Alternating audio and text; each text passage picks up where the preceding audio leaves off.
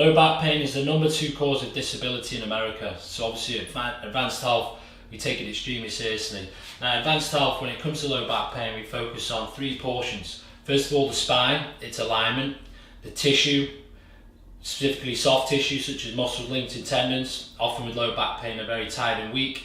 And then the last thing is the disc and the integrity of the disc. At Advanced Health, we really focus on all 3, and today I just want to take some time to talk to you about the disc and how the disc over time can become damaged, leading to low back pain. So obviously our spine is designed to be curved and in alignment. When we have a nice curved spine which is in alignment, the weight of our body is displaced evenly through the spine and is specifically carried on the posterior, the back of our spine. Hence why I have all this extra bone and tissue there. However, through mechanisms such as sitting, lifting repetitively, over time the spine can shift out of alignment. When the spine shifts out of alignment, the weight of the body has to shift forwards. This puts excess stress and tension onto the disc. So over time, for example, if you sit for 10+ hours a day, you've been doing that for several years, all that excess weight gets carried in the front of the spine.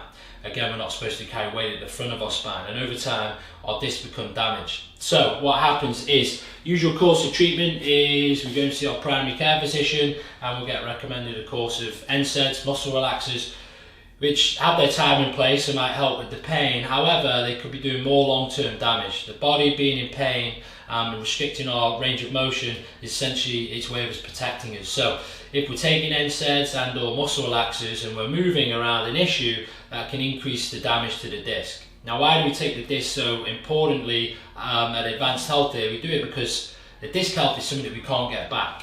We're going to go over some anatomy here. So when you evaluate the joint, we should be able to see obviously lower bone, upper bone, disc, and the disc is made up essentially like a jelly donut. On the inside of the disc is the jelly, the nucleus, the fluid, and on the outside of the disc is kind of the bread of the donut. It's kind of that fibrous collagen tissue. And this is what a healthy disc should look like. However, when we start seeing damage to the spine and the disc, i.e. low back pain, what starts to happen is all that excess load of our spine losing its curve and its structure sits at the front of the spine. First thing that does over time, it decreases the disc height. While the nerve canals, these foramen where the nerves come out of, they have less room for the nerves to come out of. So it gives us essentially less wiggle room. So those movements you've done 100 times, tie your shoelace, unload the dishwasher, essentially that's when we start running some issues within our low back, creating lots of low back pain. And if we don't address the issue in its infancy, then that's when we start running some damage to the disc. And essentially damage to the disc is where the fluid starts to crack through all the fibrous tissue and it starts to leak onto the spine, into the back of the disc here.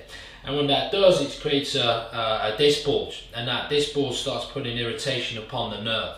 So essentially it's critically important that the spine is in alignment and the tissue and stabilized around the spine are nice and stable to support the spine.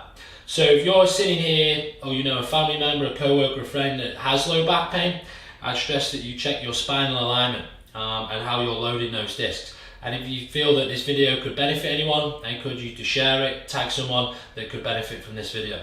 We'll see you next time.